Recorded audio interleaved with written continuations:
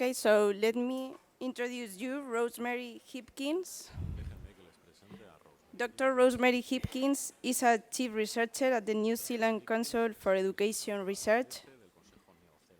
She began his career as a secondary science and biology teacher and worked in teacher education before moving to NCCER. Rose was actively involved in the development of New Zealand's current national curriculum framework and has led national research projects related to both curriculum and assessment innovation in New Zealand. She is interested in deepening understandings of the OECD's key competencies and has co-led the development of resources to support their meaningful implementation across the curriculum. She's going to talk about key competences for the future.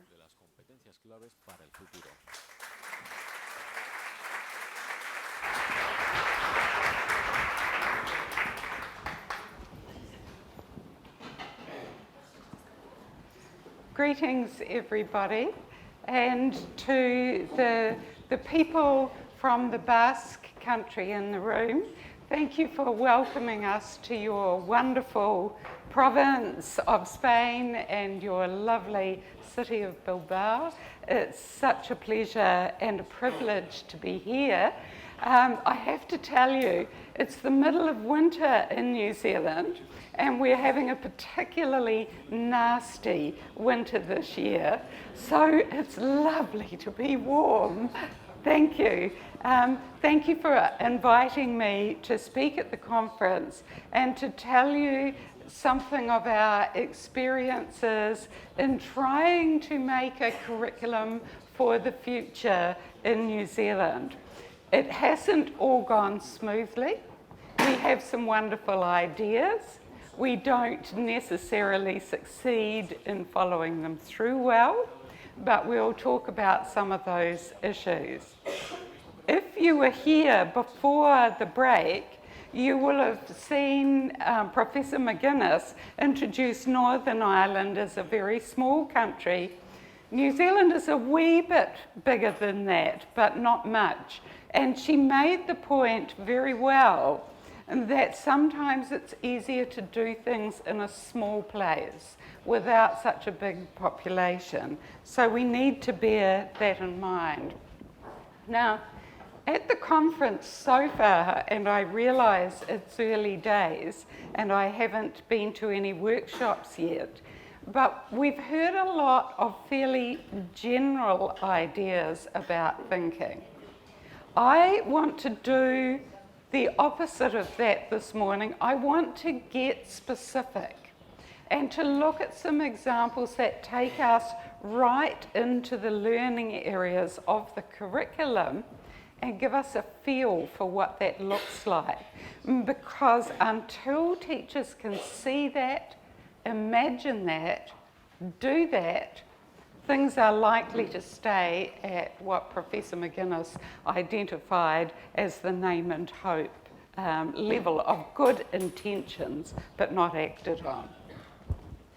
So, this is my key argument that I want to make today, and it might surprise you a little bit, but it's based on our experience of what's happened in New Zealand.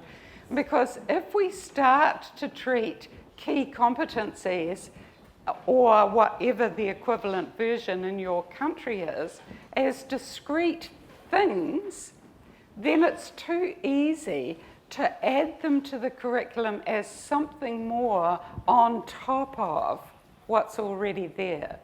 And we all know that the curriculum is very crowded, and people always keep putting things in on top of what's already there. So what I want to persuade you is to think about the key competencies as ideas to think with as you reimagine the curriculum that you've already got. That's my basic argument, and I want to show you what that could look like. I might say this is not where we started our journey. This is an understanding that we've come to as time has gone along. So, this is where I begin when I talk to groups in New Zealand. And it's interesting, when the curriculum first came out, I did quite a lot of talking around New Zealand about the key competencies because I was involved in the group that developed them. So I had a bit of a head start on understanding them. And then there was a lull because we had a change of government in New Zealand, a change of policy, and people's attention was distracted for a time away from the curriculum. It's coming back now, and this year I have been doing a lot of speaking around New Zealand again.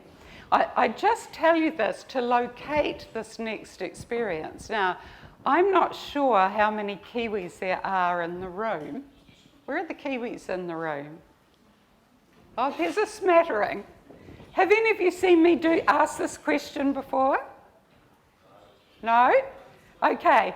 I ask this question of groups all around New Zealand. See this here? This is a page of our curriculum document, okay? What it does is it starts the description of what the key competencies are about. But right up there in the box, there's some little words that define them. And I see, when I do this in New Zealand, I put a transition on. I don't give people the words. And I say to them, what are those words? And they usually can't tell me. Because we skip over the high-level definitions. So our curriculum defines the key competencies as capabilities for living and lifelong learning. That's what those words up there in the box say. That's how they're positioned in the curriculum. But defining them as capabilities begs a lot of really interesting questions, because it asks us to say, what are our young people capable of? What do we want them to be capable of in their futures? What do they want to be capable of? Those are very big questions, and people would answer them in different ways. Howard Gardner might say we want them to be good people. David Perkins might say we want them to be mindful people. And in terms of what they actually want to be and do in their lives, there will be as many diverse answers as there are diverse people in the country. New Zealand has a very diverse population. I chose a picture of some of our wonderful Pacific Islands young people performing a traditional dance, but I could have put some of our Indigenous young people there, our Māori students, some people from all our different Asian communities, from our migrant communities from all over the world. It's the same everywhere now, isn't it? A lot of diversity. So we can't answer this question in one way. And our curriculum is a very permissive curriculum. It's just a framework, and it's up to schools to interpret it and answer this question in the way that best suits their students. So, what do we want our young people to be capable of? Who do we want them to be?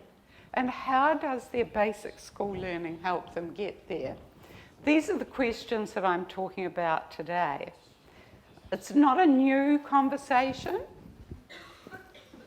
This idea, this whole kind of trend towards competencies, capabilities, however you name them, was started off by UNESCO. And I found they produced a report called The 4 Pillars of Learning, but people often just call it the Delors Report, after Jacques Delors, the French gentleman who led the writing project to do that. I found this visual on the internet, And I find it really interesting because actually it's got a mistake in it. Now, is there anybody in the room who knows the 4 pillars of learning and can tell me which one's missing? Remember this work? People who are a bit longer in the tooth like me might remember this work. One of these is wrong, and I find it deeply interesting which one's wrong. No? People intrigued? Okay, what have we got? Learning to be. That's the question about what we want our young people to be capable of. That one's there. Learning to do. That's pretty familiar, isn't it? We want our young people to learn to do things they couldn't do before. Learning to live together. That one's there. This is the one that probably should really be in the centre. The 4th pillar wasn't learning to learn, it was learning to know. And you know, that's kind of like a whoa moment. Because, as Art Costa said this morning, our young people are going to be thinking about something. They're going to be learning something. The knowledge part of the curriculum is just as important as ever it was, but how do you pull it together with these other pieces? That's the challenge. And really, learning to learn is the overarching one, like the roof on the pillars, if you like. So that's where it started. And then the OECD picked it up. Now, I'm not sure if you're aware of what their original agenda was. Why the OECD did this was because they wanted to expand their assessment frameworks and assess something more than just knowledge. They wanted knowledge to be there. This isn't an either-or argument, but they wanted to know about how well prepared 15-year-olds are to use their knowledge. And they needed a way to describe the sorts of outcomes they were looking for. That was the origins of the project to develop the key competencies. How many people were aware of that? It's interesting where ideas come from, isn't it? Because it actually influences the way that we think about them. So the OECD developed this little set on this side over here, and they'll be familiar to many people in the room, I'm sure.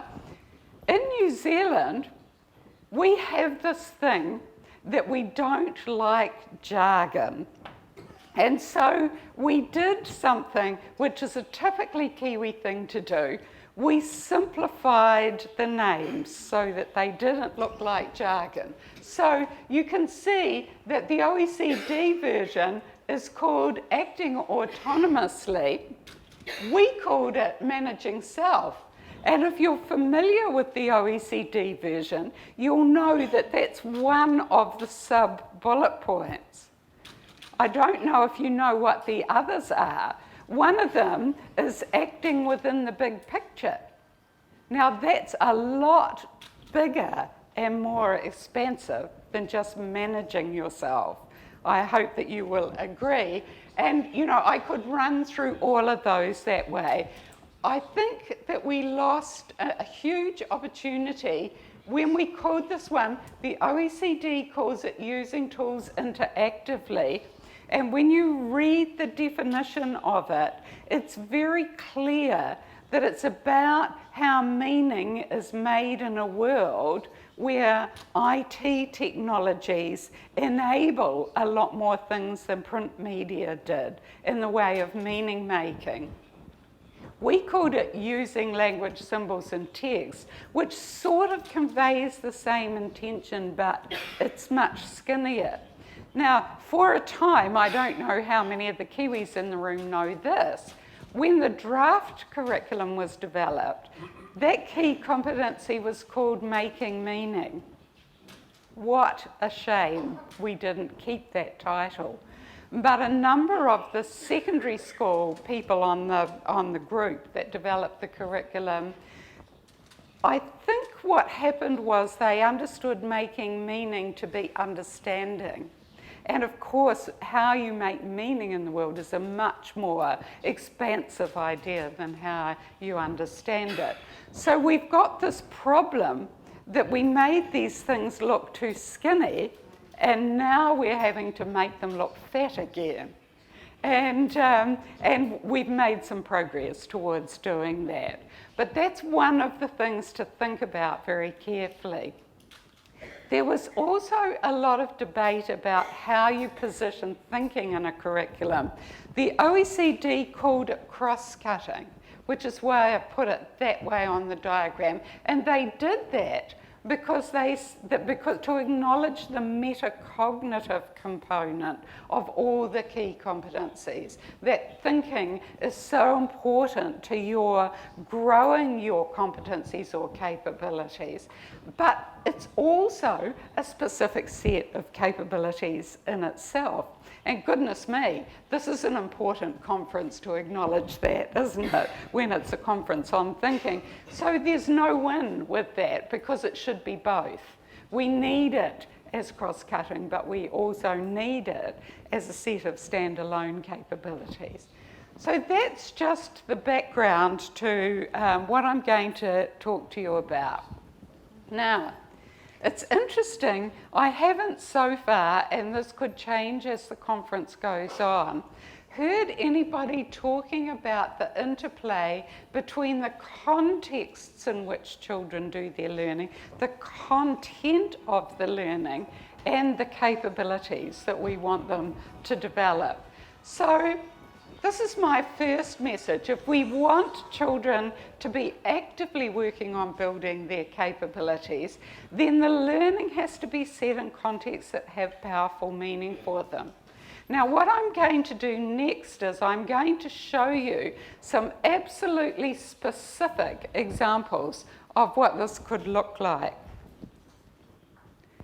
But before I do that, I want to put up here, I'm going to show you the project page where you can find these words in a minute, so you don't need to worry about, well, I understand that PowerPoint's going to be available. You don't need to write any of this down. We did a project for our Ministry of Education 2 or 3 years ago in which they asked us to illustrate what it would look like when the key competencies were embedded right into the learning areas of our curriculum. And this is the little statement that we developed at the start of that project. It's a both and argument rather than an either or add it on top argument. There are reciprocal relationships between the key competencies and the learning that is the traditional stuff of the curriculum and the business of school. If you make rich learning opportunities, then both of them develop together with each other. I can't stress that enough. I'm going to show you a couple of, you might think it's a bit of an idiosyncratic choice, but there's a particular project. It wasn't done by the Ministry of Education in New Zealand, it was done by another government agency. And when I say its name, it might surprise you a little bit. It was done by the New Zealand Transport Authority.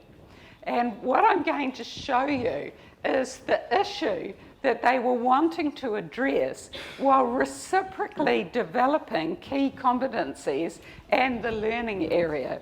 So just have a look at this for a minute and you'll see that we've got a little problem, and I bet in your country, wherever you come from, with your adolescents, you've got the same problem. So let me just explain a couple of things here. See that word restricted there? These are young people who have just got the first level of their driver's license. And it's called restricted because they're not allowed to drive after a certain time of night. They're not allowed to drive with anyone else in the car with them, but they do. And of course, they're not allowed to have any alcohol whatsoever in their system if they get stopped. So there are quite strong restrictions on them. Even so, they're the ones who are having the accidents. And look when they're having them, between 10 o'clock at night and 5 o'clock in the morning. So we have got a problem with the way our young people are driving. Now, just stop and think for a minute about that list of key competencies: managing self, relating to others, those things. Can you conceive of a situation where you could develop those things as dispositions to be a safer driver and at the same time develop curriculum content? That's why I like this project, because that's what the Transport Authority did. So I'm going to show you 3 examples, and I've chosen them for their difference from each other and because they span a variety of learning areas. So here's a wonderful, talented teacher. His name's Jared Mcmanus. When he did this particular piece of work, he was at a boys' school, and of course you can imagine that boys are overrepresented in those crash statistics compared to girls. Girls certainly aren't absent from them, but it's a problem particularly for our young male drivers. And Jared now works at a new school in Auckland called Hobsonville Point. If any of the Kiwis in the room want to track him down, what he did was he took a group of his students who were in their last year of school, so we're talking about the top end of high school here, and he negotiated for them to have access to the Transport Authority's database of crash statistics, because he thought the databases that were provided for students to use in the course that he was teaching were too tame, too tidy, too convenient, not challenging enough. This was a real database of real crash statistics. And what his students had to do, this was a media studies class, is they had to ask a question about what was causing those crashes. They had to extract data related to their question, tidy it up in an Excel database, and transfer it to another program which displayed it on an interactive map of the country. So that there were a number of steps to converting the data to display and do something new. So it was something that a lot of adults wouldn't be able to do. The task itself was very demanding, but I talked to Jared about this just recently, because when I read this example, I had a hunch that what sustained these students and got them through this complex task, and all of them succeeded in doing it as part of their assessment for their school leaving qualification, was that they got emotionally hooked. And so I went to his school to talk to him about it, and he said that was absolutely correct. My hunch was right. Should I say my hypothesis? Thinking about this morning. What they did was, as soon as they got behind the statistics and started reading the stories of the crashes and the people who were in them, their emotions were engaged, not just their cognition.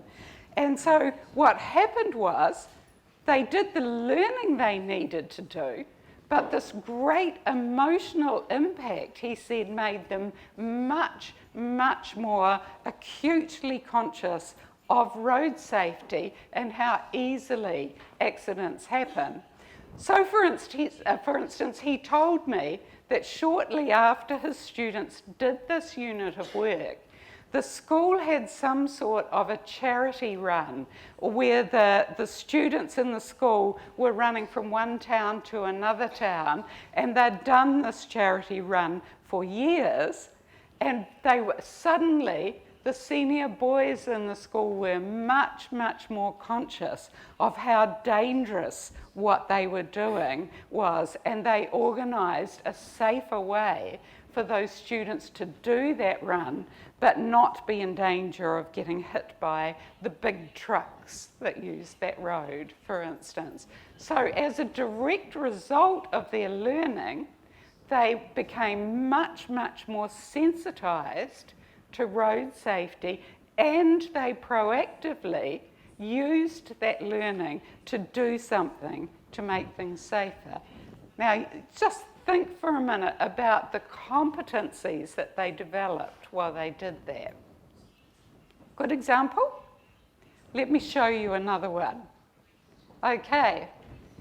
Same set of resources, and incidentally, these are on the internet, so anybody can get them from the website. The whole task, what the teacher did, what the students did, the details are all there, and you can see the URL for this one. This is an English class, second to last year of school, and the topic for these students, the academic topic, was analysing visual text. Classic topic from the English curriculum, kids all over do that topic.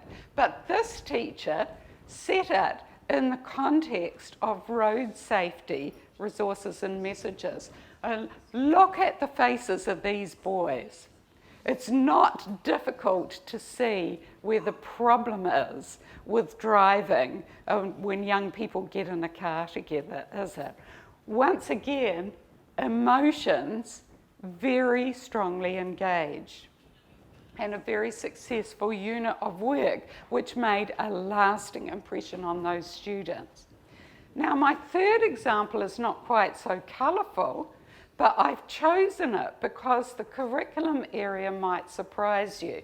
You might think this is all very well, media studies, yeah, I can see that. English, yes, there's so much flexibility.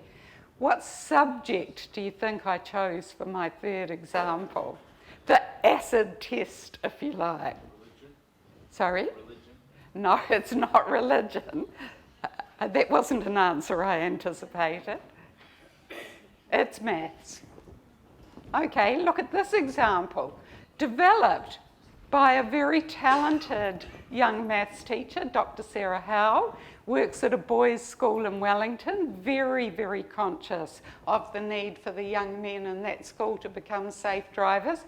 This is an activity for at the bottom end of secondary school. It's trigonometry, classic maths learning. The context again is road safety, and what these students have to do, and it's quite crunchy mathematics, is for different speeds of both cars in either direction and different angles of drift, calculate how long before they hit each other. Now, I've talked to Sarah about this activity, and when students first do it, they're really surprised at the answer they get, because often it's a fraction of a second, and they expect to have longer. Don't we always? Car accidents happen so very quickly. Again, it makes a huge emotional impact on them. So all these examples have several things in common. They strongly engage students' emotions, not just the cognitive parts of their learning, but they have demanding cognitive components as well. Both of them come together. Now, you'll probably also notice that I haven't said anything about specific key competencies and said, oh, this one develops thinking and this one develops managing self or whatever. That's because they're always all there. You might pull one to the front to talk about it, to develop the language for it, but they're always all there. We have this tendency to break things up into bits, and sometimes we forget to say that we need to put them back together again. So I need to make that point. Now, how I stumbled upon this work was in the project that I was talking about before. Those words that I had up about reciprocal relationships, those sentences are in that box there. Again, this is on the internet, you can pick it up. You'll see that the resource is called Key Competencies and Effective Pedagogy, in the end, we published 16 stories. They're all across the curriculum. The youngest one is with new entrant children, and they go right up to year 13. So, of course, they're not a comprehensive coverage of the curriculum, but they're an indication of the richness of the learning that can develop when you use the key competencies to think about what you want to do with the basic learning of the curriculum. And when we'd finished them, we realised, with some surprise, because this project was a bit of an exploration, that every one of these teachers had two goals for their learning. They had a goal for now, like the trigonometry goal, and they had a goal for the future. And those goals for the future were all sorts of different things, but all the teachers had them. So they were looking at this little piece of learning now and saying, where does this take the kids in my class in terms of who they could be and become? So you can read those stories there. Just to summarise what I've just talked about, we've got the 5 key competencies in our curriculum. They all come together in the demanding task. They develop capabilities for now, but then they develop more capabilities for the future. And the context that you choose is a very important part of the mix, not to be neglected. I've only chosen one context so far, but I'm sure that you can imagine that I thought it was better to look at one well than to skate across a lot of them in the short time that we have. So, just before we leave that resource, the other thing that you can find in the same place, on the same website, is this little self-review rubric for teachers for looking at how they're designing their learning tasks so that they have this expansive capacity and these 2 goals. And really the questions are very simple. Where is the space for the students to have some initiative in their learning? What sort of connections are they building between different parts of their learning to their lives outside of school, from their past learning to their present to their future learning? And where's the level of challenge so that they're stretched? We don't grow our capabilities if they're not stretched. And so really, with those 3 sets of questions, then you can take most any learning and develop it in the way that gives it rich potential to develop students' capabilities. But there's always a little but, isn't there? You can imagine that this example that Sarah developed, you need deep subject expertise to develop these sorts of things. Not every teacher can do this, but if a few teachers can do it, and there's a way to share it and have rich professional learning support it, and those are all important provisos, then many teachers can learn to do it. So there's a question there about if it's not enough to make a framework that has key competencies in it. Teachers need concrete examples of what it could look like in the classroom for their learning. And you need the smartest and best teachers working with the curriculum people to make them. So, have to remember to face that, whoops, going the wrong way. Let's move on. I want to up the ante a bit more. All of that is challenging enough, but now I want to talk about how we build capabilities for things we can't predict. We know that we're going to want our students to be safe drivers. The risks and challenges are perfectly predictable. But what about this future that we're moving into that we can't predict? And for the next few minutes, I want to just talk a little bit about the piece of work we did which resulted in this wee book I'm holding in my hand. You can see it's not very big. It's designed to be a read in a weekend book because teachers are busy people, and we knew that it needed to be something that didn't weigh people down and take too long to read. I'm going to tell you a little bit about how we did this project and then give you a taste of the ideas that we found. But there's our question at the bottom. What sort of capabilities do our young people need for futures we can't predict?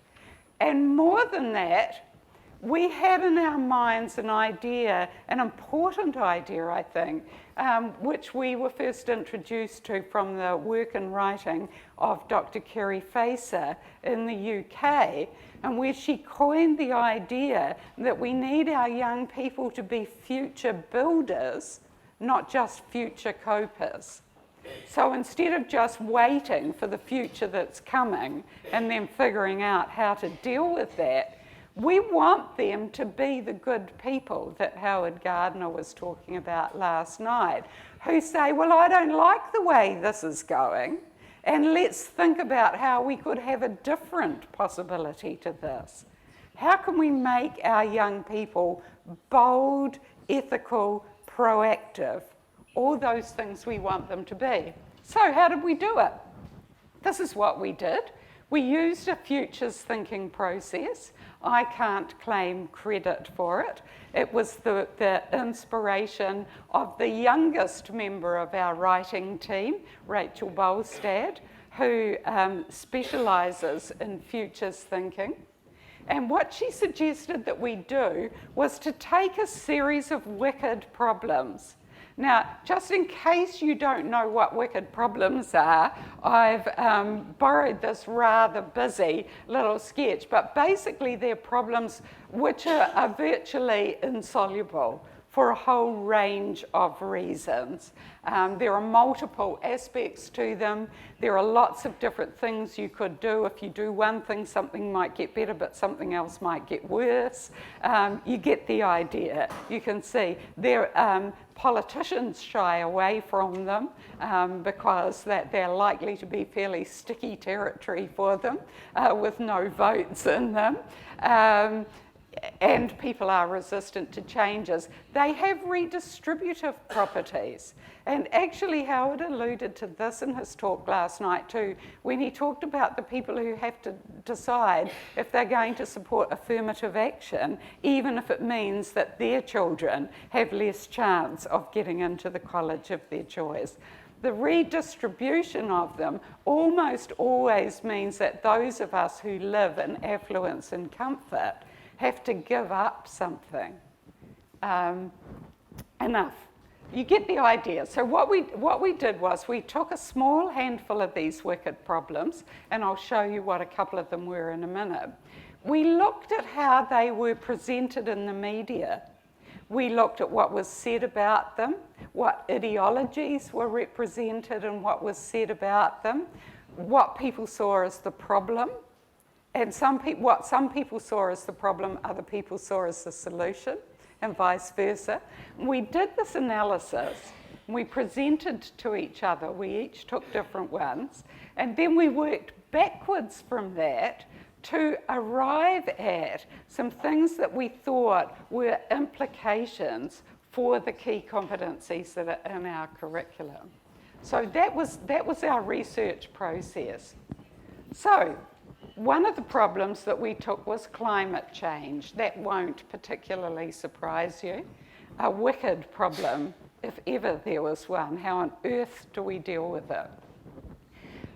All sorts of things that we need young people to be competent in came up in each of them, but in the interests of keeping the book simple and giving people just a taste of how you can change the curriculum, we decided to pull one particularly productive aspect of capability building to the front for each of them.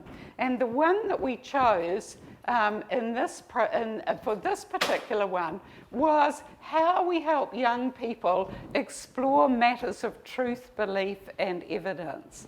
Because there is such conflicting information out there about climate change, as I'm sure you know. Round about the time that we were doing this work, a British peer came to New Zealand. And he did a tour right through New Zealand. Lord Monckton, his name is, I assume he's still alive, and he's a climate change denier. And he used his authority as a British peer to try and persuade people that there's no such thing as climate change. And when some of the scientists, not unreasonably, said, this guy isn't a scientist, he doesn't actually know what he's talking about, he accused them of attacking him personally. But he was using his personal status as Lord to give him the platform for his message. So, you know, there's a lot to unpack in things like that. And how do our young people cope with those things? So, this chapter explores how we do that, how we help young people right from when they're in primary school to be people who can go out into the world after they leave school, able to sort these matters out for themselves. Now, the curriculum already intends to do some of that. If I look at this bullet point here, building discipline-specific ways of thinking, we already have a nature of science strand in our curriculum. Whatever country you come from, I bet that you've got something like that in your science curriculum. But what tends to happen is that instead of being used to change the way students experience the learning, it gets added on top. If it doesn't get ignored, more often it actually gets ignored. And you can see actually that it's the same argument as the argument about the key competencies in general. What do you do with the piece of the curriculum that's about the nature of knowledge in a learning area? How do you use it to change the learning experience for the students, and what do you want them to be able to do and be differently afterwards? The last bullet point there, we've heard the disposition word a lot already over these last couple of days. And of course, if you want to bury your head in the sand and not think about these matters, there's no one to stop you from doing that.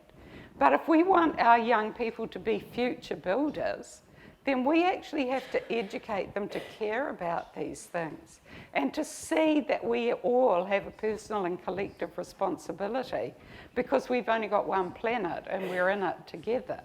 So the dispositional aspect of the key competencies, the emotional aspect of learning, again, is a really strong message. Another wicked problem that we looked at was food security. Having all the people in your country have enough food and sufficiently nutritious food. We've got a food security issue in New Zealand. You might think we shouldn't. Indeed, I think we shouldn't. There's abundant food in New Zealand, but it's not evenly distributed. And we know that some of our children in our poorer communities come to school hungry and don't have enough to eat. Or if they're not hungry, maybe are not adequately nourished. So that's one of the problems that we unpacked. And some of the issues that it happened that we did the futures thinking exercise I described during a social justice week in New Zealand. So there were all sorts of articles about food security in the paper.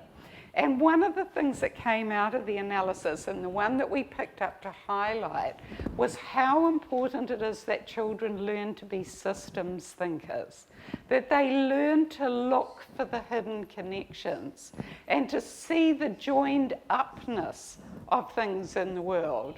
Because one of the things that you might not be aware of, I confess I hadn't given it a second thought until we did this exercise, is when we buy, as we tend to do in New Zealand, cheap tinned tuna, T-U-N-A, the fish, we are in all probability contributing to food security problems for poor fishermen in countries whose fisheries they've been muscled out of by the big multinational conglomerates that hoover up all the fish just outside of the economic zones and send it to be tinned to be sold in the supermarkets of countries like ours. Now, I've just described a little hidden system which you wouldn't think about necessarily, and you can see that again, if you don't care, well, you could just take no notice of it. So the challenge is to develop the disposition and also to tolerate a certain amount of uncertainty in your learning. And if you're coming to the workshop about systems thinking this afternoon, I'll say a wee bit more about that. I don't pretend to be an expert in it. I haven't spent my life studying it, but it made a deep impression on me when we did this book and developed this chapter. So I'd like to share a little bit of that. And one of the sets of resources we found, how many people are aware of all the resources on the website of the Waters Foundation in America? No? Actually, what's really interesting, they call these habits of systems thinkers, but if you compared them with some of David Perkins' mind hacks or Art Costa's habits of mind, you know, there's a lot of overlapping. I think there's quite an interesting sort of meta-synthesis to be done here across these different models of thinking for the things that flag up again and again. And that's only 2/3 of that, by the way. There's another piece underneath, but I've only picked enough of it to give you a flavour of it. And so hopefully you can read it. If you go to the website, you can get the habits that are at the bottom that I haven't shown you. There's quite a few of them. So these are things that children can learn to do. And you can, so that's just a taste of the things in the book. And at the end of the book, we came to an alternative manifesto of competencies, of capabilities, things we need our young people to be and become if they're going to be future builders. And like the first version of the key competencies, they integrate the capabilities that we're looking for with the traditional learning, the stuff of the curriculum. One thing I probably should say, each chapter in the book has got a range of examples of what teaching and learning to build those sort of capabilities could look like that come from actual New Zealand classrooms and schools. So let me finish off by just talking a little bit, because this is a thinking conference. I want to come back to thinking and talk about this shift from the 20th to the 21st century, because there's an assumption often when we put competencies into the curriculum that just doing that is enough to move the curriculum. But I quite like this cartoon, as it says, how do I get across there? I know, I'll just get my interactive whiteboard. Quite apart from the fact that you couldn't leap across there holding an interactive whiteboard, I think you'll recognise that as a very inadequate response. It means not much is going to change. So we need credible bridges from where the teachers are now to where we want them to go. And just naming a set of competencies or capabilities won't by itself build those bridges. And what I thought I'd do was actually just to give you a wee snapshot of some examples from our curriculum where I think we're on the way to building those credible bridges. It's not across our whole curriculum. There were a couple of other examples I could have used, but my goodness, I couldn't have put a science example up here, which makes me very sad to say because I was a science teacher myself. So in the 20th century, we know we had this focus on knowledge and skills. They're still important.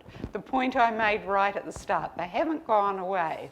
We don't want people to be capable and ignorant. Well, you wouldn't, by definition, be capable if you didn't have knowledge and skills. What we're adding is the dispositional components and the willingness to use your learning to do things, what we might call action competence, and that whole aspect of getting emotionally engaged in contexts that have rich meaning for you.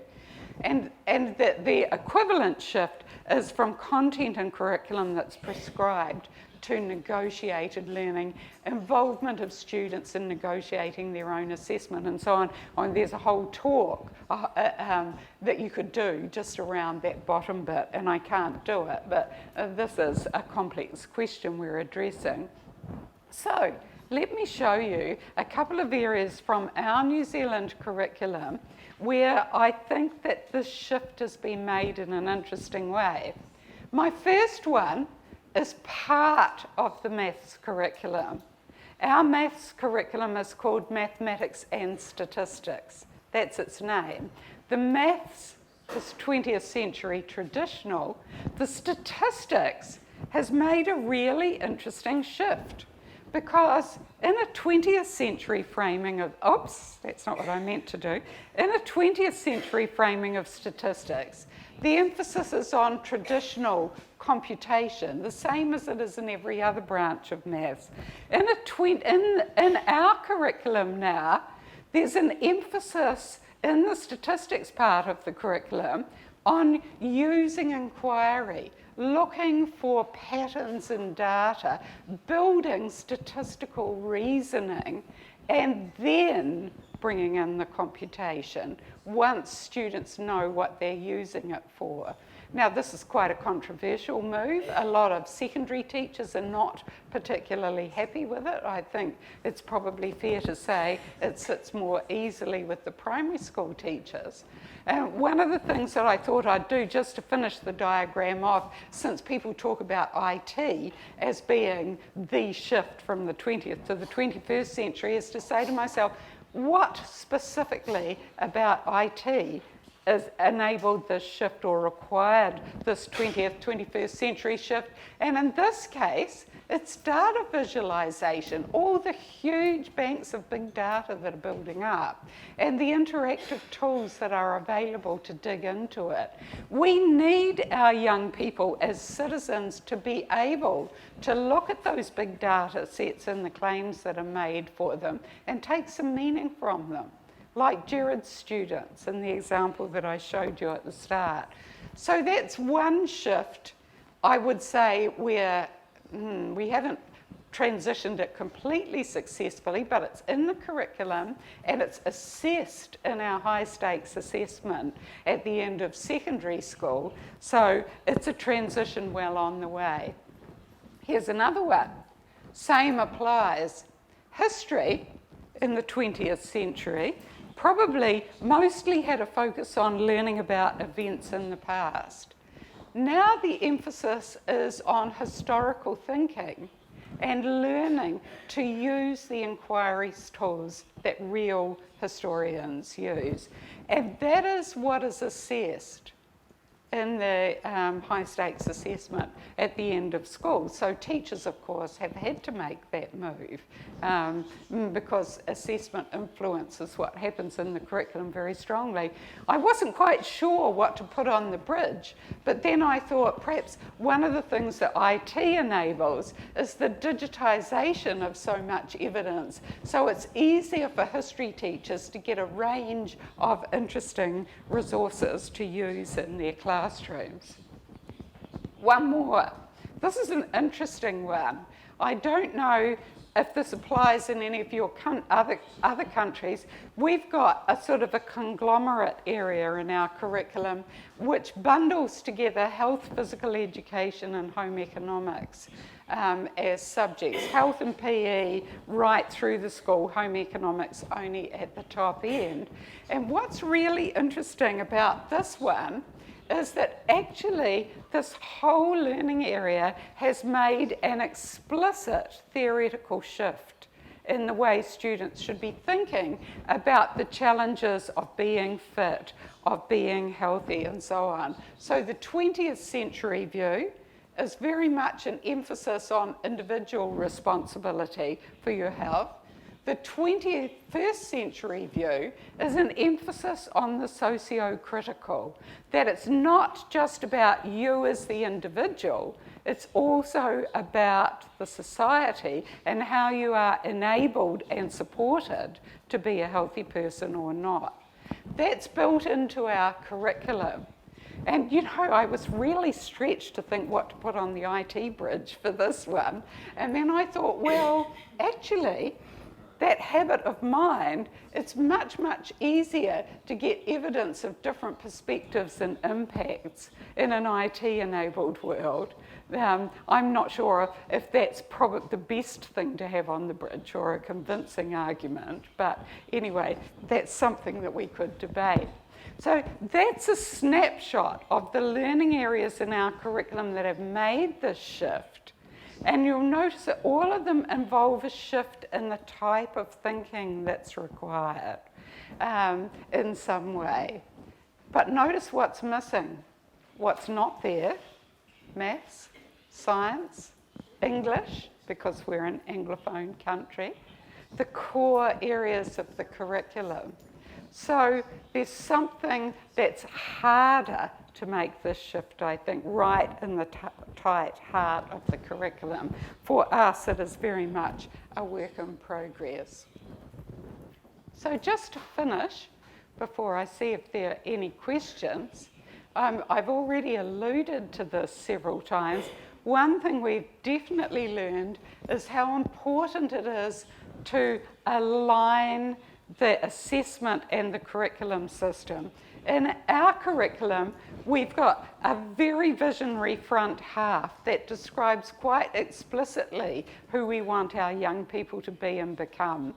But then the back half of our curriculum just specifies the 20th century, apart from the areas that I've just mentioned, and one other area I could have put up there was learning languages. It's left for teachers to bring them together for themselves, and that is not an easy thing for them to do. You need your talented curriculum thinkers to be leading the way, designing the examples, and then there needs to be a process in place to help other teachers find them. And for the people in the room who are involved in working with and supporting teachers, this is a part of the job that we haven't done adequately in New Zealand. We're only just beginning to do that very well, if at all, almost a decade after our curriculum was written. So don't underestimate the support that teachers need to get all these ducks lined up. But hopefully, I've given you a little flavour of what it can look like and a few references at the end that you can follow up if you want to dig into it further. So thank you very much and good luck.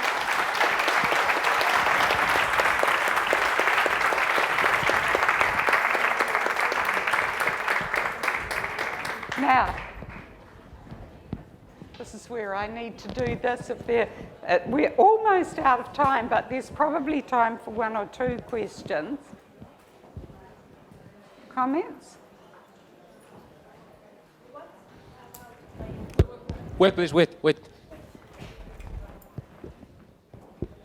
What about the material, the books, the teacher of the... No textbooks. No books. No books. textbooks. Okay. No. Normal. We do have commercial publishers who make textbooks, but no official textbooks. Yeah. Good question. Yeah. Thank you, people. Hot in here. I